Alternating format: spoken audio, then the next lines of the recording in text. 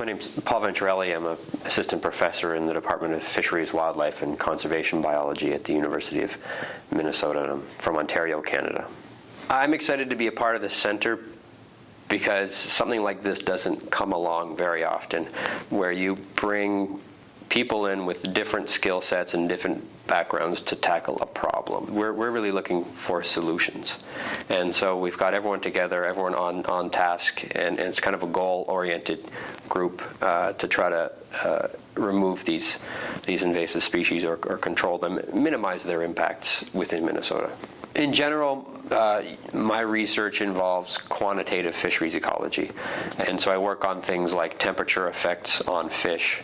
I work on things like fish life history, so the timing of reproduction, growth rates over time of fish, how many offspring they produce, how long they live, those kinds of key life history traits, which feed into population dynamics, and I also do a lot of population dynamics. And because temperature affects life history and life history determines population dynamics, that's kind of where those things all kind of come together, where they're overlapping and complementary.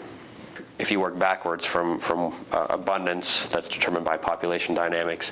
Population dynamics are determined by life history, and so if we can start to understand those components and target those specifically, that's kind of how we can control. And then my role in that is largely in the simulation side of things. So you can simulate our effect on different life history traits. So if we are increasing mortality rates of adults or young individuals, if you're able to target eggs, for example, you can get a sense of different control options and different control scenarios and what those might do to the abundance of an invasive species over time. Modeling is kind of a first step where you take everything that we know about that system, build it together, and then we get kind of a best guess.